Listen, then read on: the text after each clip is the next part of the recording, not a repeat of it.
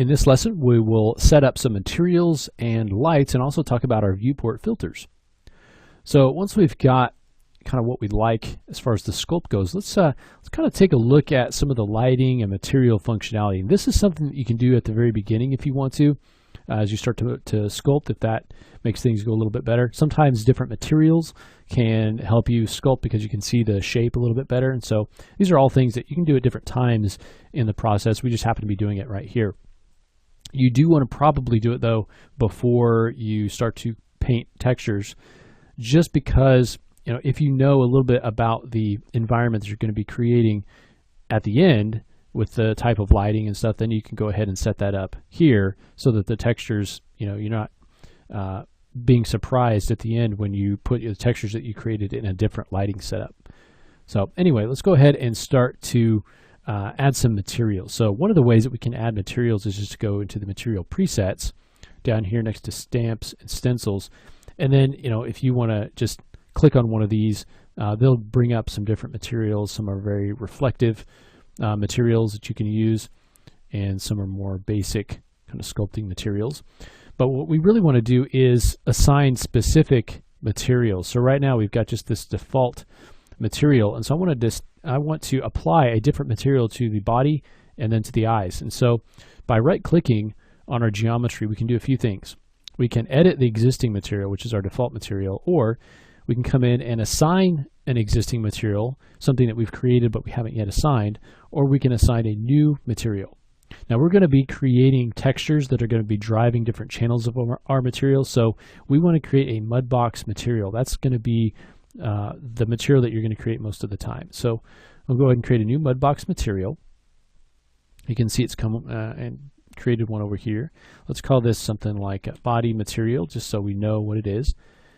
And then there's all these different channels that we can manipulate in here. We're not going to spend too much time on a lot of these, but the diffuse is basically the color, and then you add things like basic specular, the glossiness, incandescence, and we'll look at how we can drive some of these with different maps later on.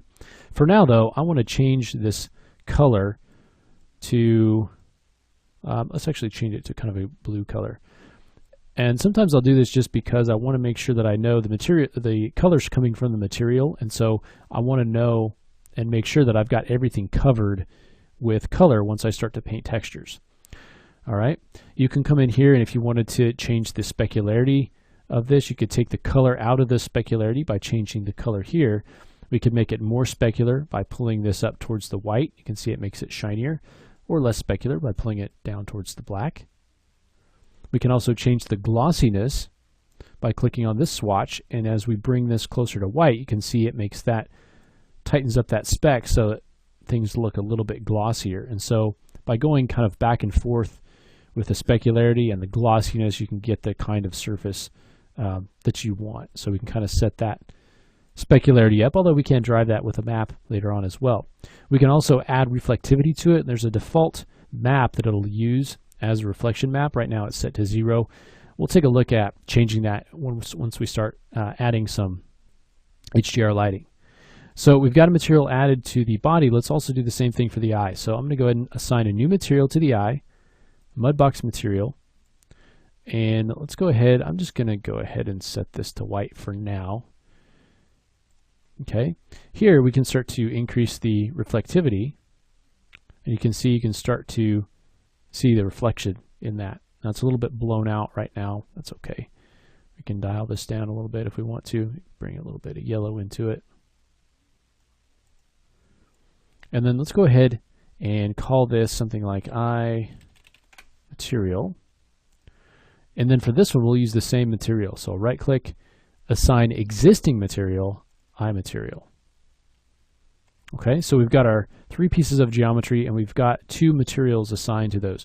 The materials need to be separated because when we start to create maps, well, first of all, they have different surface qualities, but also when we create maps, they're going to be separated based on the material too. So we want to make sure to separate those that way. Now, in addition to materials, the lighting really affects how the surface looks. Now, right now, we have a single directional light. If we click on this, you can see it's actually locked to the camera. So anywhere I move around is lit great. We can see everything, and that's great for sculpting. If we turn off locked to camera, and let me go ahead and go to camera bookmark, and I'll set this camera bookmark. And what that'll do is allow me to come back to this exact angle. But if we turn off lock to camera and rotate around, now you can see the light's no longer moving with the camera. So now only one side is lit.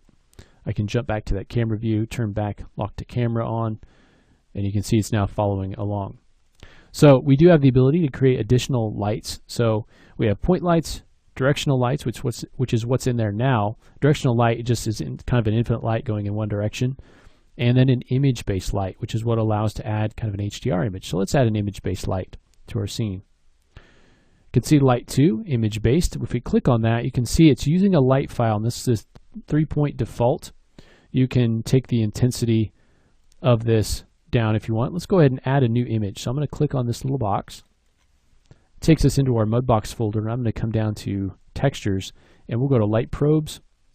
And let me just choose the chapel. And so we can add that in. You can take the intensity down.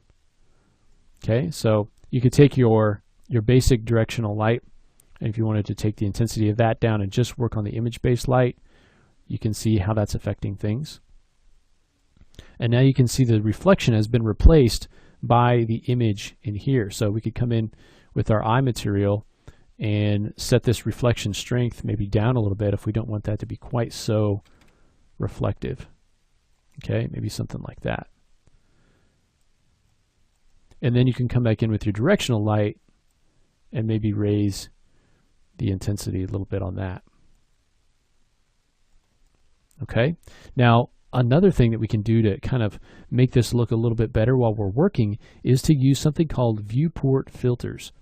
So if we click on this tab, viewport filters, right under object list, let's look at a few of these. There's depth of field, which we don't really need right now because he doesn't have a lot of depth to him. We'll leave that alone. But the cavity ambient occlusion and ambient occlusion we'll use.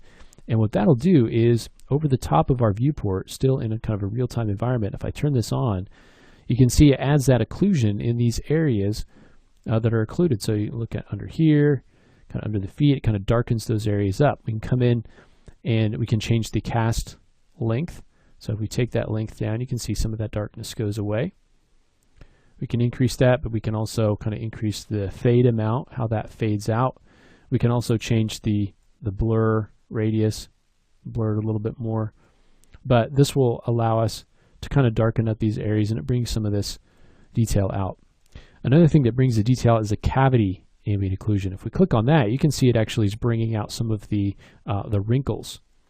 Okay, and so by changing the sample radius here, we can get sharper lines, weaker lines. We can also decrease the strength here.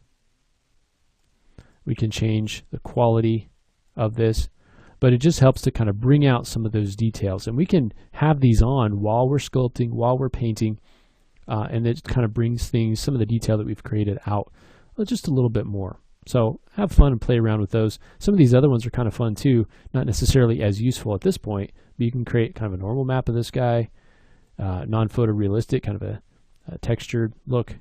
The tone mapper, you can play with the gamma. And so there's a lot that you can do here with these. So with your viewport filters, also adding new lights. You can try out the point lights too. It's kind of an omni light that goes from a single point. Good for some interactive lighting sometimes. And then the image-based light that you can come in and set. In addition to the material settings that you have there, you can get the look of your creature going. So the next thing that we want to talk about is UVs. So this is going to be important when we begin to create textures because we need to have some sort of a UV layout. So there's a couple ways that we can do this. We'll take a look at those ways in the next lesson.